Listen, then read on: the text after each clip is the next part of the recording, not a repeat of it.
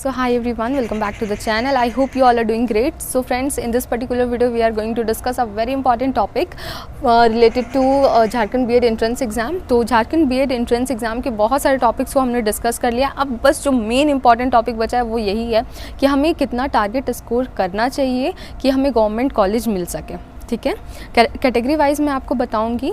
ठीक है, बट उससे पहले समझते हैं कि गवर्नमेंट कॉलेज क्यों इतना फोकस में. इस पूरे एग्ज़ाम का जो सेंटर आप देखोगे ना कि सब कोई किस चीज़ को एम कर रहे हो, मोस्ट ऑफ द कैंडिडेट्स किसको एम कर रहे हैं, तो गवर्नमेंट कॉलेज को एम कर रहे हैं. ठीक है, अब ऐसा क्यों है? क्योंकि गवर्नमेंट कॉलेज की जो फीस स्ट्रक्चर है वो काफ़ी कम है. ठीक है, तो फीस स्ट्रक्चर क्या है अगर आप देखोगे तो मैं भी गवर्नमेंट कॉलेज से ही कर रही हूँ. तो फर्स्ट ईयर में मेरी 10,000 लगी थी, सेकेंड ईयर में 6,000 लगी है. ठीक है, और मैं जनरल से हूँ तो मुझे किसी तरह की स्कॉलरशिप नहीं मिली, बट मेरी जो भी फ्रेंड्स हैं जो कैटेगरी से बिलोंग करती हैं तो उन लोगों का स्कॉलरशिप आया and it was more than that fee structure. ठीक है, फ़ी से काफ़ी ज़्यादा ही आता है. ठीक है, तो मेन फोकस क्या है? फ़ी का है. ठीक है, जो भी फाइनेंशियली वीक स्टूडेंट्स हैं वो चाहते हैं कि उनका कम फ़ी में भी क्या हो बीएड कंप्लीट हो जाए, तो उन्हें बिल्कुल गवर्नमेंट कॉलेज को टारगेट करके चलना चाहिए. And it's not very tough. अगर आप अभी से कंसिस्टेंट रहोगे, 45 डेज़ के अराउंड हैं आपके एग्ज़ाम में, अगर आप अभी से कंसिस्टेंट रहोगे तो ज़रूर हो जाएगा. ठीक है, बट हमें जो प्रिपरेशन करनी है वो एक टारगेट को माइंड में रख के करनी होगी. ठीक है, तभी तो हम वहाँ तक पहुँचेंगे और हर दिन हमें मोटिवेशन मिलेगा कि हाँ मुझे इतना स्कोर करना है, तो हम रोज़ इतना इतना पढ़ते चलें. ठीक है, तो चलिए अब बात करते हैं हम लोग कि कितने मार्क्स रिक्वायर्ड रहेंगे. तो इसे समझने के लिए एक बार रिजर्वेशन वाला क्राइटेरिया भी समझ लीजिए कि हर गवर्नमेंट कॉलेज में 40% जो आपका रहेगा वो जनरल के लिए होता है. देन जनरल या ओपन आप बोल सकते हो. ठीक है, जनरल के लिए होता है. फिर उसके बाद ईडब्ल्यूएस के लिए 10% की रिजर्वेशन रहती है. फिर एससी के लिए 10% की रिजर्वेशन. एसटी के लिए आपका 26% रिजर्वेशन होती है. फिर BC1 BC2 ये दोनों को मिला करके 14% की रिजर्वेशन होती है. ठीक है, तो यही हमारा रिजर्वेशन का वो रहता है, पूरा क्लासिफिकेशन रहता है. अब हम लोग देखते हैं कि बेसिकली अब हम देखते हैं कि गवर्नमेंट कॉलेज के लिए कितना हमें टारगेट करना चाहिए. ठीक है, तो मैंने एनालाइज़ किया 2022 और 2023 के दोनों के रिज़ल्ट को एनालाइज़ किया एंड उसके बाद ही मैं आप लोगों को ये शेयर कर रही हूँ. ठीक है, तो जनरल की बात करते हैं. जनरल के लिए जो टारगेट स्कोर रहेगा वो रहेगा 60 से लेकर के 65 मार्क्स. ठीक है, 60 मार्क्स में सिलेक्शन हो जाता है. ठीक है, 60 62 इस तरह से हो जाता है सिलेक्शन. ठीक है, तो 60 से 65 तक का टारगेट स्कोर रखना है. ठीक है, अब देखो जो एडमिशन होता है ना वो 4 राउंड में लगभग होते हैं. ठीक है, 4 राउंड तो होते ही हैं. तो फर्स्ट और सेकंड राउंड में ही मोस्ट ऑफ द सीट्स आपकी ख़त्म हो जाती है गवर्नमेंट कॉलेज में. अब एक दो और कुछ बचा तो वो फिर बाद वाले राउंड में कंप्लीट होता है. ठीक है, तो हमें वो लास्ट वाले राउंड्स का नहीं सोच के रखना है, हमें ये सोच के चलना है कि फर्स्ट और सेकंड राउंड में ही हमारा हो जाए. ठीक है, तो इसके लिए आप टारगेट स्कोर रखोगे. अगर आप जनरल से हो तो 60 to 65 आपको टारगेट स्कोर रखना है. ठीक है, और मैं आपको कहूँगी कि 65 ही टारगेट करके चलिए, क्योंकि नेगेटिव मार्किंग भी है तो वो सारी चीज़ें भी इम्पैक्ट करती हैं. ठीक है, तो 65 का मिनिमम टारगेट है कि हाँ इतना तो लाना ही है. 60 से 65 जनरल वालों के लिए.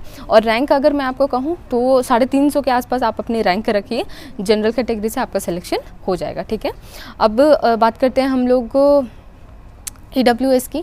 तो EWS का 10% रिजर्वेशन होता है. तो उस अकॉर्डिंग जो मैंने एनालाइज़ किया है, तो अगर आपकी रैंक 1400 के आसपास रहती है, 1400 के आसपास है, तो आपका हो जाएगा. एंड मार्क्स आपको जो टारगेट करना है वो है 50 to 55. ठीक है, 50 to 55 टारगेट स्कोर आप अपना रखिए. ठीक है, मिनिमम मैं फिर रिपीट कर दे रही हूँ कि मैं ये सारे जो बता रही हूँ आपको वो बिल्कुल मिनिमम बता रही हूँ. ठीक है, कि इतना आपको करना ही चाहिए तभी आपको गवर्नमेंट कॉलेज मिलेगी.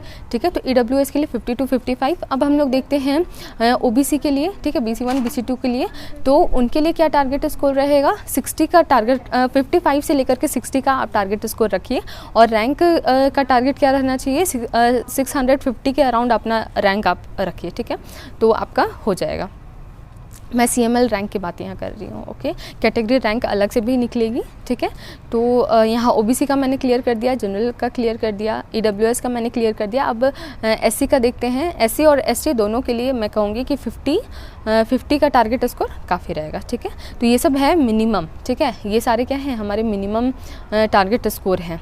ठीक है, एक बार फिर से मैं रिकॉल कर देती हूँ. जनरल के लिए 60 to 65, EWS के लिए 52, 55, OBC के लिए वही 55 to 60 और SC ST के लिए आपका क्या रह जाएगा 50 के अराउंड, ठीक है। तो ये जो SC ST हैं उनकी रैंक 2000 के आसपास भी रहेगी तो भी चलेगा, 2000 से ज़्यादा का भी होता है, ठीक है, सेकेंड राउंड काउंसलिंग में बिल्कुल होता है।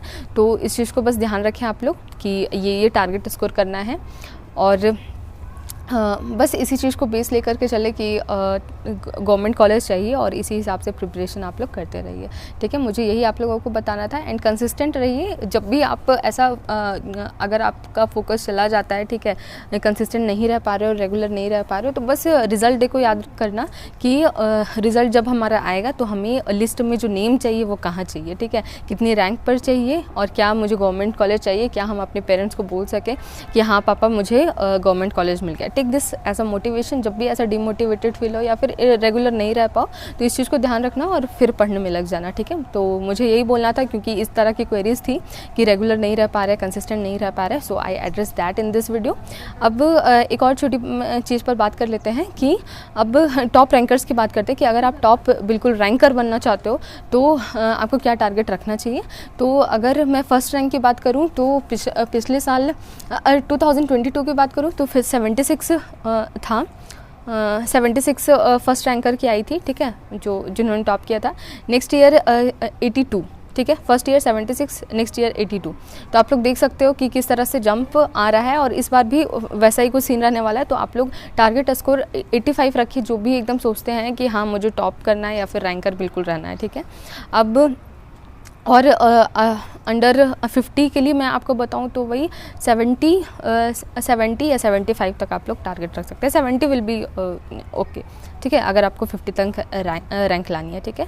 तो अब ये सब जो हमने टारगेट सेट किए हैं अब उसे इम्प्लीमेंट किस तरह से किया जाएगा, तो आप इस बात को समझ लीजिए कि आप लोग क्या करो कि जो भी हमारा टारगेट है, जो हमें रियल में लाना है, उससे ज़्यादा का ही सोच के चलो, क्योंकि वहाँ पे हमारा क्या होगा, नेगेटिव मार्किंग की भी चीज़ है, ठीक है, कि 1/4 की नेगेटिव मार्किंग है। तो ये चीज़ें होंगी कि आपने कुछ मतलब अगर आपने माइंड में सेट कर ली कि 65 पे स्कोर करना है तो आप उसी के अराउंड करके आओगे अटेम्प्ट, ठीक है। और क्या होगा, फिर पता चलेगा कि नेगेटिव मार्किंग हो गई और वो मार्क्स घट गए, ठीक है। तो इसलिए मैं बोल रही हूँ टारगेट ज़्यादा का करके चले और आप अगर ज़्यादा टारगेट करके चलोगे तो इस कंडीशन में क्या होगा, आपसे मेहनत भी ज़्यादा होगी, ठीक है ना। अगर हम कम लेवल का गोल रखते हैं अपना तो मेहनत भी उसी अनुसार होती है। अब ज़्यादा बड़ा गोल रखेंगे तो मेहनत भी उसी तरह होगी, ठीक है। तो बिल्कुल आप लोग तैयारी करिए और अभी काफ़ी टाइम है, आराम से आप लोग अभी से कंसिस्टेंट रहोगे तो बिल्कुल आराम से कंप्लीट कर सकते हो, ठीक है। तो मुझे आप सबसे यही डिस्कस करना था क्योंकि आप लोगों ने मुझसे पूछा था कि कितनी रह सकती है, टारगेट क्या रखना चाहिए हमें। एंड एक और चीज़ मुझे बतानी थी कि आप लोगों ने पूछा था कि मेरा कितना स्कोर था और कितनी रैंक थी। तो मेरा जो स्कोर था वो 70.25 था और उसमें मेरी जो रैंक रही थी वो 19th रैंक रही थी, ठीक है। तो ये था मेरा। एंड अगर आप उस चीज़ को अब 2023 वाले से कंपेयर करोगे तो 70 के अराउंड जिसका भी आया है वो अंडर 50 में है, ठीक है, अंडर 50 में है, वो 45 रैंक बनी है 70 जिसकी भी आई है, ठीक है। तो इसलिए मैं कहूँगी कि हर साल क्या हो रहा है हमारा कि थोड़ा थोड़ा अपग्रेड होते जा रहा है ये कट ऑफ्स, तो इसलिए थोड़ा ज़्यादा एक्सपेक्टेड जो भी अभी तक ट्रेंड रहा है तो उससे थोड़ा सा 4-5 मार्क्स आप ज़्यादा ही का स्कोर करके चले, टारगेट करके चले, ठीक है। एंड अभी टाइम है, तो अभी टाइम जब हमारे पास है तो फिर क्यों हमें डरना, ठीक है ना। अभी डरने की कोई बात ही नहीं, अभी पढ़ने की बात है, ठीक है। तो बस लगे रहिए और पढ़ते रहिए और ज़रूर होगा। एंड मैं समझ सकती हूँ कि बहुत सारे ऐसे स्टूडेंट्स हैं, फाइनेंशियल प्रॉब्लम होती है एंड इस तरह की चीज़ें हैं, तो प्लीज़ आप लोग पढ़ते रहिए, ज़रूर होगा। Bye bye, take care.